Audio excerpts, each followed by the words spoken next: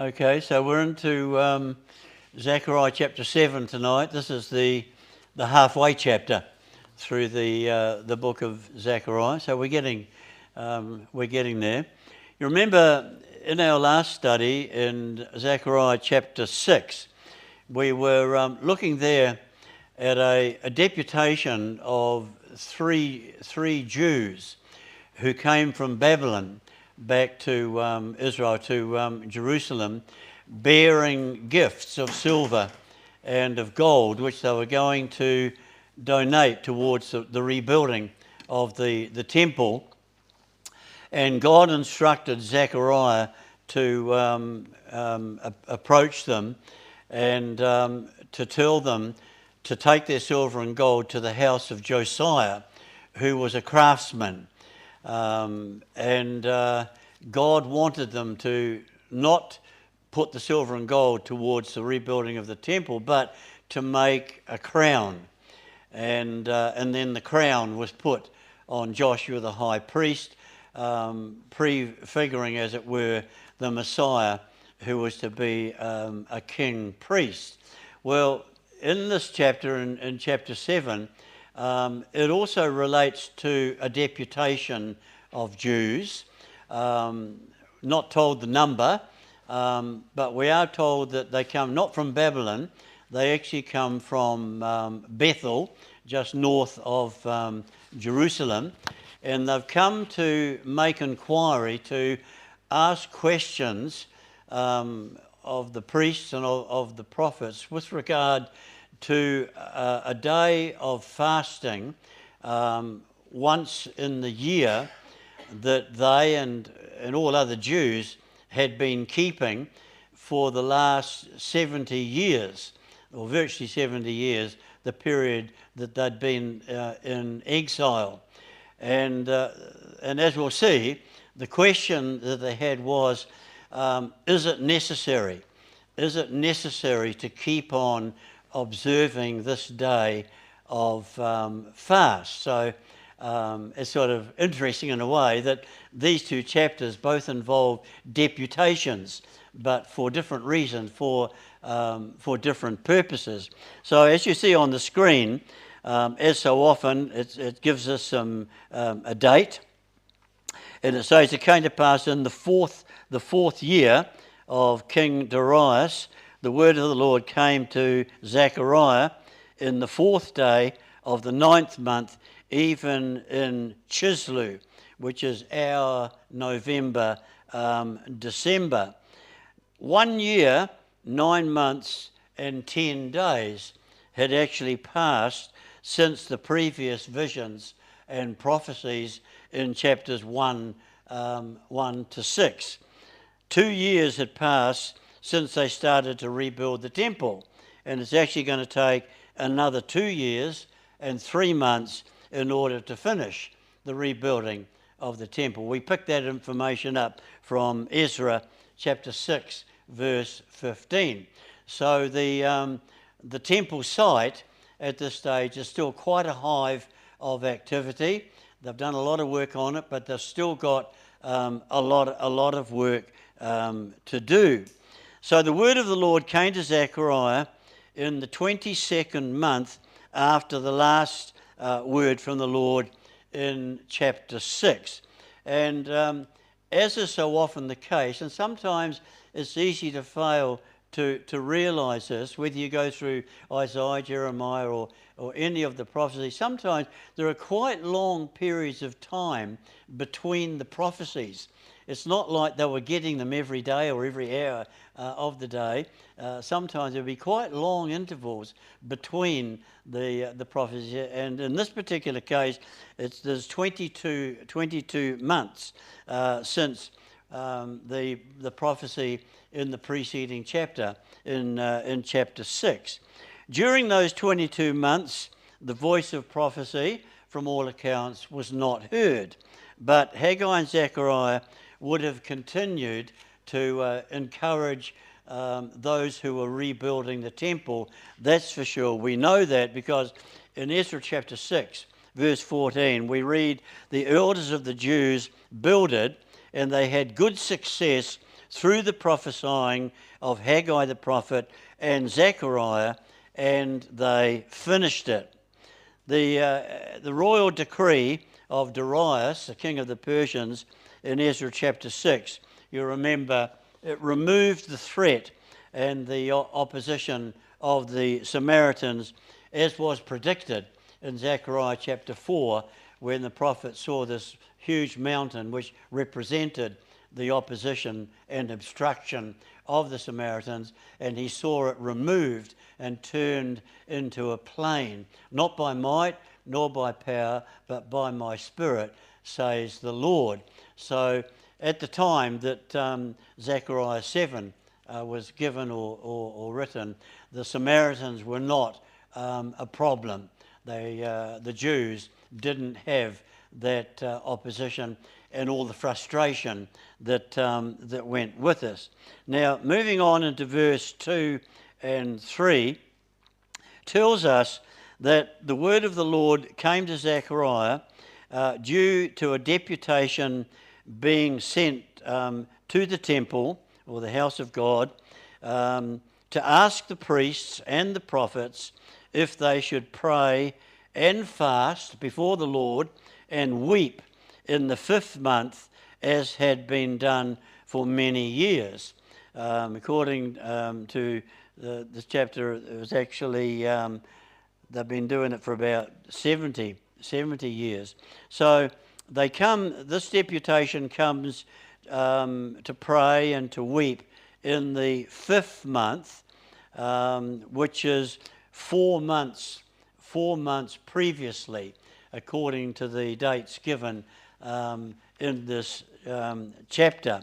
So they didn't come immediately after the fast of that year. They came 4 months later. For what reason, we're not told, and quite frankly, it doesn't really matter. Now, the King James Bible says the people sent the deputation, quote, to the house of God. But because Bethel means house of God, some translations, for example, the Revised Standard Version, they say the people of Bethel sent the deputation. I notice the Septuagint and other translations say the people sent the deputation to Bethel. So you've got two different ideas there, that one says the people of Bethel sent the deputation, the other one says the people sent the deputation to Bethel. But that can't be right, because the priests and the prophets who they went to see were in Jerusalem, not in Bethel. Besides, considering Bethel's history as a centre of idolatry, the Jews were not likely to go there to seek the Lord. You remember back in Israel's history, after Solomon died and his son Rehoboam took over rulership, Jeroboam, the son of Nebat, who I think was the captain of the army, of Solomon's army, he rebelled, and he set up a rival kingdom amongst the tribes up in the north, and Bethel at that time became a rival sanctuary, and he built a rival palace there. So the Bethel didn't have a good historical reputation, so it wasn't very likely they'd be sending a deputation up there to inquire of the Lord. If the Jewish deputation went from Bethel to the temple in Jerusalem to seek the Lord, well, that would virtually be an acknowledgement that Jerusalem was the legitimate place for the house of God, not Bethel. Well, interestingly enough, the temple at Jerusalem is never ever called Beth-El. It is called the house of God, but in Hebrew it is never called Bethel. It's referred to as Beth Yahweh, that is house of the Lord, about 259 times actually. It's also called Beth Elohim, about 50 times, but not once is it ever referred to as Beth El. Probably lest it be confused with the town of Bethel, which was 17 miles north of Jerusalem. So, in view of the fact that house of God in Zechariah 7 verse 2 is Beth-el, the Revised Translation and others translate it to mean the people of Bethel sent the deputation to the priests and the prophets at Jerusalem. They took the initiative to raise the issue referred to in verse 3, which concerned the keeping of a specific fast in a particular month in the year. Now, it's interesting to note that the names given back in Zechariah chapter 6, verse 9 to 15, that is of the deputation of 3 men that were sent from Babylon with the gifts of silver and gold for the temple, but which got used to make a crown. They were Hebrew names. Those 3 men, they had Hebrew names, which, like most Hebrew names, were expressive of some relationship to Yahweh, the God of Israel. But the names of the deputation from Bethel in this chapter, in chapter 7, that is the name Shariza and Regem-Melech, they were foreign names, originally associated with the false worship of their pagan oppressors. Shariza, for example, was the name of one of the sons who murdered his father Sennacherib, the king of Assyria. And we read that in Isaiah 39, verse 38. It was also the name of one of the princes of Babylon who destroyed Jerusalem and the temple, as we read in Jeremiah 39, verse 3 to 13. The names would have been bestowed on those Jews by the Babylonian conquerors in whose service they probably had stood, as did Daniel, remember, and his 3 friends who were also given Babylonian names. The names are probably given here instead of their Hebrew names to mark them out as men of importance, men who were likely given positions of importance, like Daniel and his 3 friends in Babylon's court. So, these men and their attendants came from Bethel to Jerusalem to pray before the Lord, probably at the temple site, even though the temple was still under construction. And they came, as it says, to speak to the prophets, to speak to the priests in the temple and the prophets about this particular fast. Now, that word pray in Hebrew, one meaning is to stroke the face. And for that reason, some revised translations interpret it to be to entreat the favour of. The praying was to entreat the favour of. They'd come to ask the priests and the prophets a question to solve some doubts, so they prayed to God first, which is the proper order. I think for all of us, if ever there's any question we have to make in relation to the Word of God, rather than just rely on somebody else in the church, we should at least firstly ask God. It's His Word after all, and give Him the opportunity to be the inspiration before we fall back on humans. The law given by God, as you all know, the law given to Moses, did instruct Israel a number of times to go to the priest for instruction if the need arose. However, they didn't only consult the priests, it says, but also the prophets. Now, you remember Zechariah was both a prophet and a priest. So possibly a general conference was arranged to discuss this question about the fast. And Haggai the prophet was no doubt there as well, because the word prophets is plural. It wasn't just Zechariah the prophet, it was prophets. And Haggai, we know, was another prophet, and I would assume that he was there at this meeting, at this conference. The question was, should I weep and separate myself. Modern translations, instead of putting separate myself, they put fast. Should I weep and fast? Because verse 5 says they did. They fasted. It involved fasting. Should I weep and fast in the 5th month, as I have done these so many years? 70 years, verse 5 says. That's the period of exile in Babylon. It was in the 5th month of 587 BC that Nebuchadnezzar destroyed the city of Jerusalem and the temple. You read that in 2 Kings 25, verse 8 to 9. As a result, the Jews instituted a fast in this month, during which they recalled the destruction of the city and temple and wept and probably hoped and prayed for restoration. Darius, the king of Persia's 4th year of reign, referred to in verse 1 of this chapter that we're in, was 517 BC. Jerusalem and the temple were destroyed 70 years previously in 587 BC. So the Jews were observing this fast during the 70 years exile in Babylon from 587 BC. It was a day of very sad retrospects.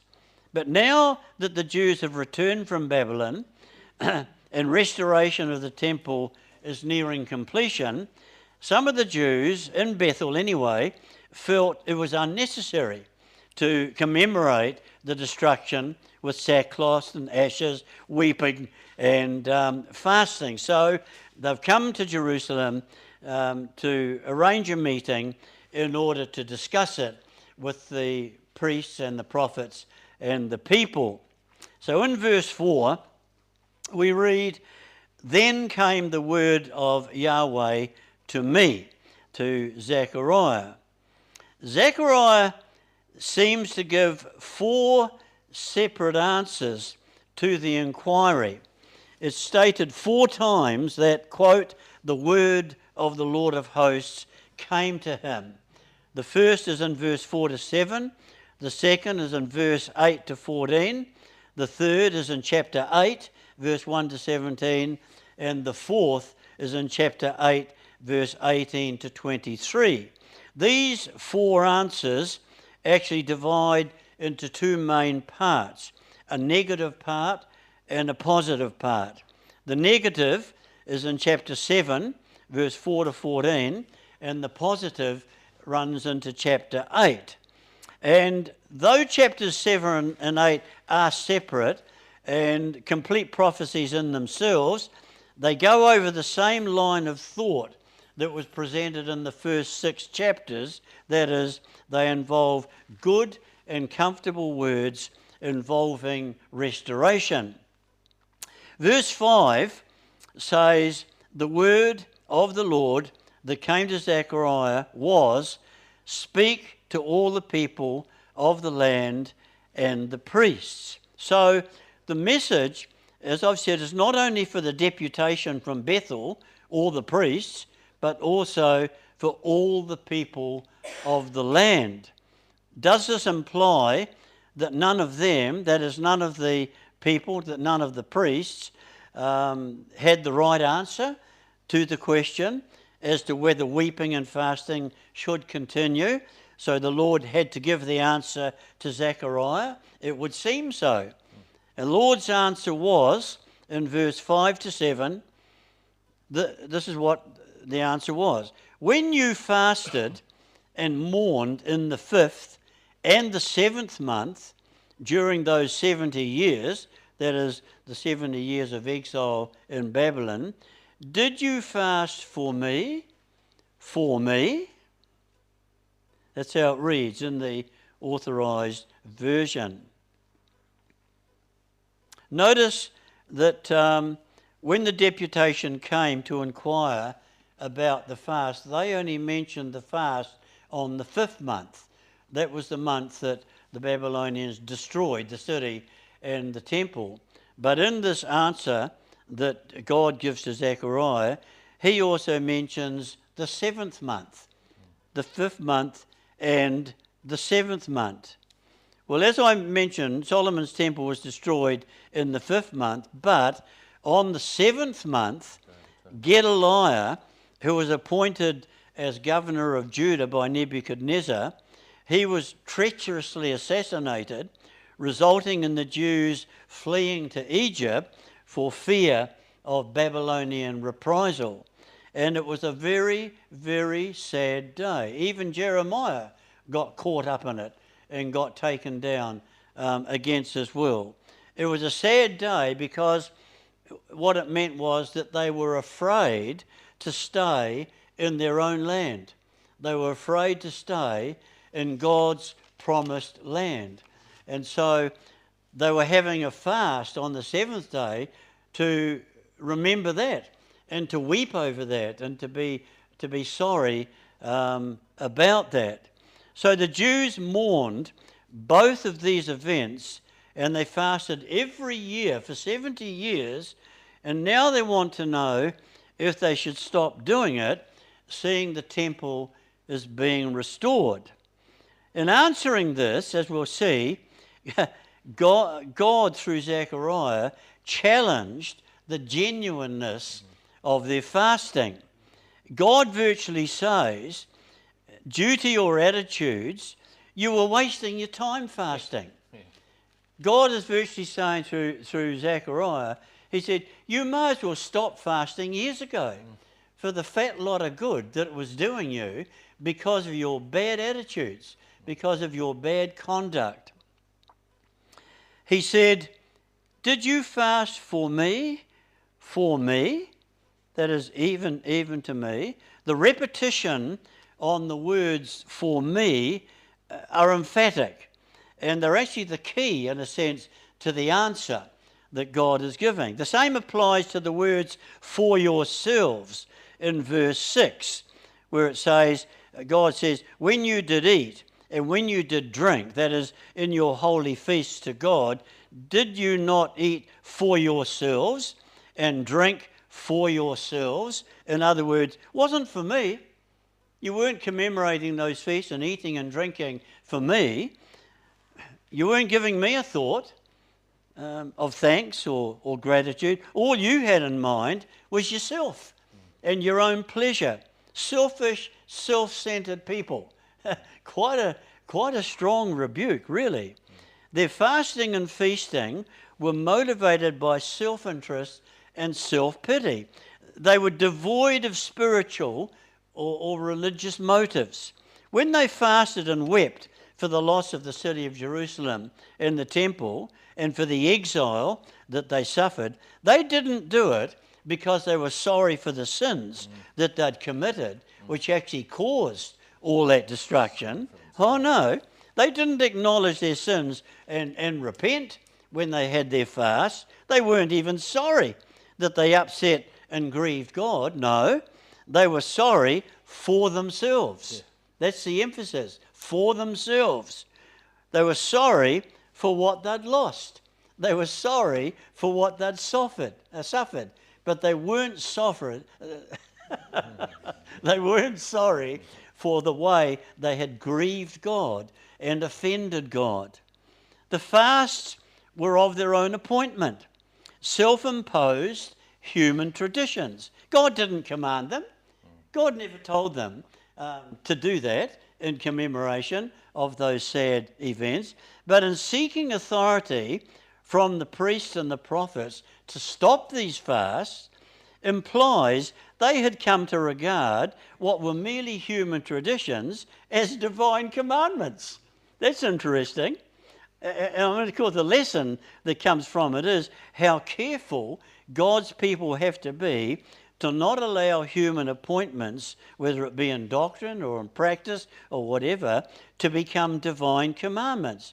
Because the religious leaders in Jesus' day had done this very thing.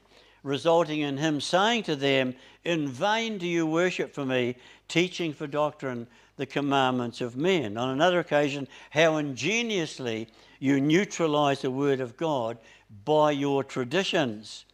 And I notice in Colossians 2, verse 18, Paul warns in relation to being deceived, into trying to be rewarded by what he calls a voluntary humility. A voluntary humility, which means a self-imposed deprivations, not required, not commanded by God. And a lot could be said about that, especially during the Roman Catholic era, when asceticism was practiced on a large scale, and all the traditions that they imposed, self-inflictions and all the things there that God never ever commanded, which actually became rules, almost laws, binding on them as if they were laws of God. It's clearly a false notion that fasting in itself, by itself, is a meritorious act. God is actually indifferent to fasts, that is, if they are centered on self and not on him. The mere physical act of not eating and depriving oneself of food without spiritual and God-honouring motives and purposes is a waste of time, and it will never please God. Isaiah 58 refers to Israel praying and fasting and afflicting themselves in seeking God's blessing with absolutely no response from God. Why? Because, he says, in the day of your fast, you pursue your own pleasure and you are oppressing your workers. That is, they carried on with their own business, trying to make as much money as what they could, and they saw to it that their servants worked vigorously and tirelessly for them in what was supposed to be a time of devotion and a time of focusing on the Lord.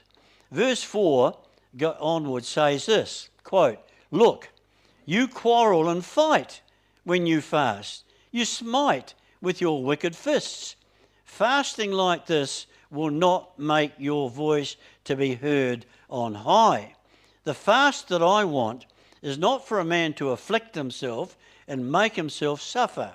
The fast I've chosen is to stop oppressing your workers, undo their heavy burdens, share your food with the hungry, share your food and house the homeless poor and clothe the naked. Then shall my favour break forth like the dawn. You shall call, and the Lord will then answer you, and he will guide you continually." The Apostle Paul's exhortation in 1 Corinthians 10 verse 31 sums it all up. He says, "Therefore, whether you eat or drink or whatever you do," that includes not eating and not drinking, he says, "do it all to the glory of God." So if you decide to fast, do it to the glory of God. If you're eating, do it to the glory of God. As we know, Paul was not against fasting. He fasted himself. He practiced it quite regularly, but he did it in the right way, with the right attitude, and therefore it was acceptable and pleasing to God. It's fatally easy to be involved in and to participate in all sorts of church and spiritual exercises and not be doing them for the right reason, that is, for the glory of God. It's so easy to be having self and self at the centre and not God. That is, to be seeking glory and honour for self, not for God.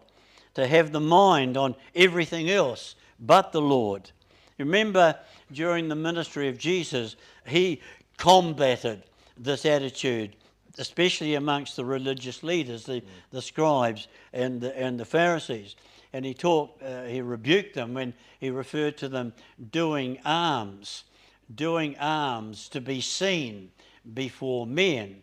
and almost like blowing a trumpet as they were heading for the treasury box to make a donation. The trumpet blows in front of them to draw everybody's attention to them coming up to put money, to put donations in the box. They were doing it to be seen. They didn't really, their heart wasn't really in who they were giving it to. They just wanted to be seen and get some honour and glory themselves. He talked about them praying long prayers to be seen and to be heard. It was all ostentation. That's what it was. He talked about you disfigure your faces when you're fasting to be seen by men that you're fasting. They wanted men to see that they were fasting, to get glory and to get on. They weren't interested in God getting glory. They weren't doing it for him. It was all for self. Unbeliever. They were on an ego trip. It was all human ego. They were exhibitionists. They were just parading themselves to get human honour. Terrible. In Isaiah 66, God said to Israel, their attitude was such that when they offered up an ox as a sacrifice to him, they might just as well kill a man. That's how bad their attitude was in what they were offering. I mean, to kill a man is abhorrent. It's a cardinal sin. And God said, when you're offering up oxen, it might look good. People might be impressed because the oxen was the most expensive sacrifice. You know, there were oxen, there were sheep, there were goats, there were turtle doves. Oxen was top of the pile. It was the most expensive sacrifice you could actually offer. And God says, and when you're offering up the oxen, which, you know, you're hoping will really, really impress people, he said, as far as I'm concerned, you might as well be killing a man, which was abhorrent to God. He said, those who are sacrificing a lamb, he said, you might as well kill a dog. As far as I'm concerned, with the attitudes, he said, those who offered an oblation, you may as well offer up pig's blood. He said, those who offered incense to God, you may as well bless an idol, God says. That's how bad their attitude, how far distant their minds were from what they were really supposed to be doing and how focused they were supposed to be on the God to whom they were offering this service. Their thoughts and motives were not centered or focused on God with a desire for his name to be glorified and magnified. Their mind and their thoughts were miles away. I like that song we sometimes sing, let's forget about ourselves and concentrate on him. It's good that comes up in a song that we sing because I can testify there are times when my mind wanders, when it shouldn't be. Singing praise to God, and you pull yourself together. You realise your mind, your thoughts are not on what you're singing, and you're not actually giving the concentration to God. So those thoughts are good coming up in a song. Let's forget about ourselves and concentrate on him. The human mind wanders so easily. It really does. Well, Zechariah in verse 7, he continues and he says, are not these the words or the warnings that he's been giving? Are not these the warnings which the Lord proclaimed by the former prophets when Jerusalem was inhabited and in prosperity, and the cities around her when men inhabited the south, that's the Negev, and the plain? He's referring to prior to the exile. The deputation in them, they could not plead ignorance as an excuse. They should have known better. The mind of God had been made very clear in the writings of the former prophets. So those living in Zechariah's day, they had no excuse. It was all clearly written up in their word. Many scriptures declare God's repudiation of mere outward acts of religiosity, particularly fasting, as we've seen, but not only fasting due to bad attitudes. You remember those words Samuel uttered to Saul, King Saul. He says, has the Lord, because Saul stepped out of line, you remember, and he performed the ministry of a priest, which he had no right to do in offering sacrifices.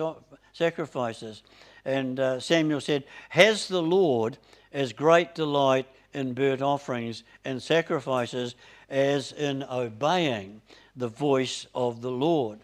Behold, to obey is better than sacrifice, and to hearken than the fat of lambs. For rebellion is as the sin of witchcraft, stubbornness is as bad as wickedness and idolatry. Now, this didn't mean, of course, that the Lord disapproved of offering animal sacrifices. No, he commanded it in his law. What he wanted was for those who offered the sacrifices to be doing it according to his law and to be living obedient lives. And the same applies to fasting. There's nothing in the Bible where God says it's wrong to fast. There's nothing in the Bible where God tries to discourage fasting. Quite the opposite. But when it's not done right, and when it's done for the wrong reasons and the wrong motives, well then God speaks against it. Not so much speaks against the fasting, but the attitudes behind it.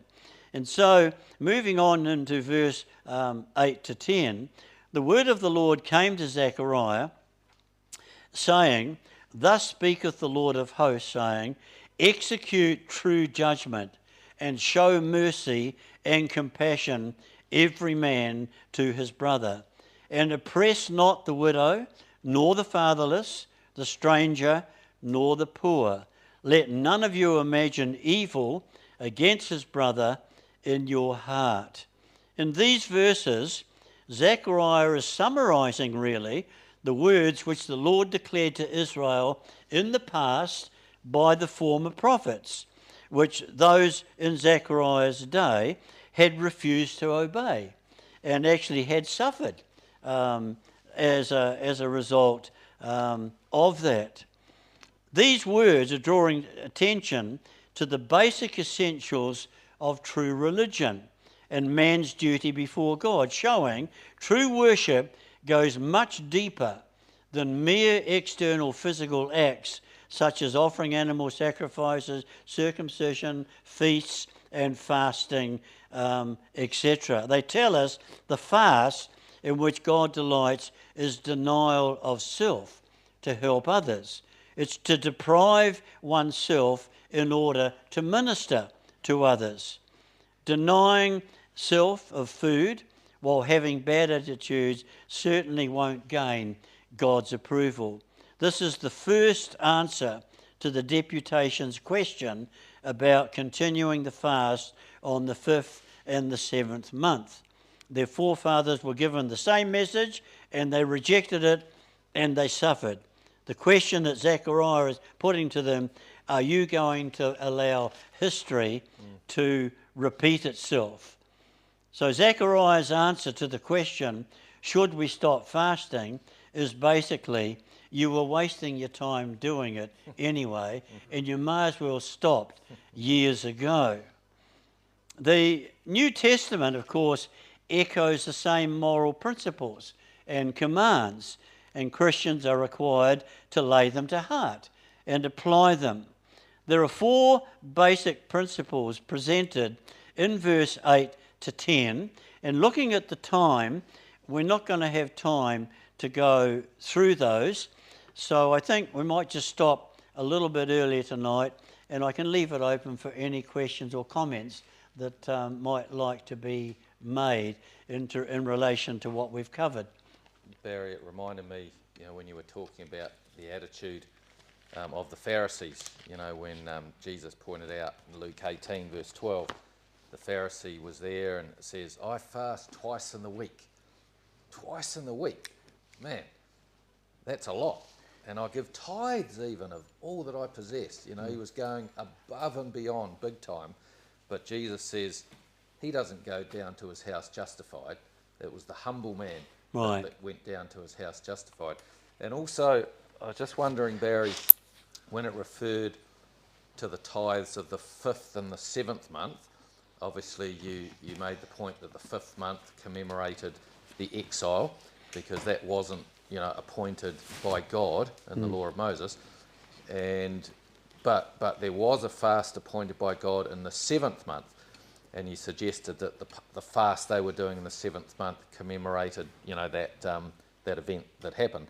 But is it also possible? Is there a reference to God actually appointing that himself? Yeah, in Leviticus, it was the only fast day in the whole of the Jewish calendar in the 7th month, the 10th Oh, I day. see. But I think that the reason for this 7th month wasn't because of the law given to Moses. It was because it was the day that Gedaliah and then went to Egypt. Yeah, so that was my question, because does it say somewhere that is why they kept the fast in the 7th month to commemorate that? Because my question is it possible that the fast they were keeping on the 7th month was actually the Day of Atonement, which was the God-appointed one? Because if it was, that makes it even worse. Right. Because not only were they having a bad attitude on a fast day that they could have actually have been appointing themselves, like the Gedaliah thing, but this was actually appointed by God, and the Day of Atonement, which was a fast day, was probably the most important day in the whole of the Jewish calendar, because it represented The atonement month. Exactly, atonement. They were to be repenting. It was a Sabbath. They were supposed to be resting. Right. And yet here they were, as you pointed out, just doing it for themselves. Right. So it was like, not only were they, like the Pharisees, making up their own days to be seen, but they were actually even taking God's appointed, beautiful, perfect thing and abusing that as well. Right. So that was my question. Okay. Whether it could have been talking about that as well, and we can draw that lesson from that as well. From what I've gathered, I think the general consensus is because that 7th month of fast is sort of coupled with the 5th, and the 5th had to do with the Babylonians destroying Jerusalem and the temple and the exile commencing, and of course it was at that same time of history that that they went to Egypt. They had to flee into Egypt as well. I think for that reason there has been more of a tendency to link the two. But I take your point. It is certainly also true that it makes it even worse. It was the same month that they had the. And just sorry, Al, just one other point. We've got to take notice that we're reading all about fasting here. I mean, how often do we talk about scriptures that involve fasting? When we've just been doing a church fast for what we would like to think is the glory of God. Now, you could argue, well, it's too late now, could have told me before I fasted so I had a right attitude. But I think we all knew. Yeah. I think we all knew. That I had a bad attitude. So, no, I think we knew. But to me, this is not coincidental. This isn't luck. This is God just confirming, as it were, I think what we've been doing. It couples so beautifully with what we've been doing, because as you say, these guys had a bad attitude, and as God said, you may as well forget it. But it doesn't mean everyone who fasts has a bad attitude. No. So I just thought, I mean, how many years in the time I've been in this church, over 40 years, I can hardly remember, we probably have, but hardly a time when we've talked about fasting. But here it is, the main subject tonight. On the very day that we're doing we fasted. I think God has to be speaking. Well, I certainly didn't have a bad conscience. No. I don't think we need to have a bad conscience. No. But I think it's just God saying, hey, I hear. It's like, I hear you when you fast. No problem. You've done a good thing. But these guys weren't, and guess what? I didn't hear them. So, we can draw that contrast as well. It's the Jews, they were real thickos, weren't they? They really were. They're Yeah, their inclination for rebellion and disobedience is incredible. It's incredible. Alan? I was just going to say, there's another passage that refers to another fast, making 3 fasts in a year. I think it was the 10th month. But yeah, they were all related to events surrounding the 70 years exile. I mean, the 70 years is referred to in what we've just been reading.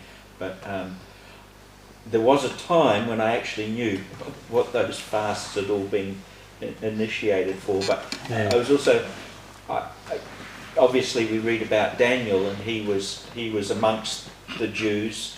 He would have been aware of this custom that had arisen, the 5-month fast and the 7th-month fast.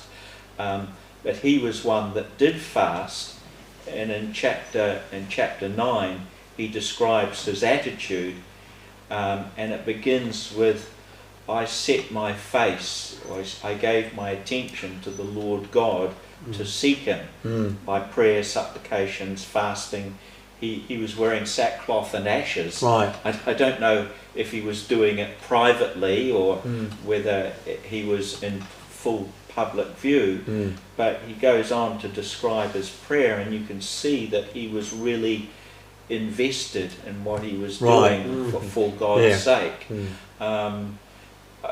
Presumably Daniel was a witness to many of the Jews around him. They would have been ministered to by what Daniel did and said over the years. Another reason for tending to believe that the fast of the 5th and the 7th month were the self-imposed fasts, not the divinely commanded ones in the law, is because the whole question was about stopping them, and they wouldn't want to discuss stopping the Mosaic law. It would be the human imposed one.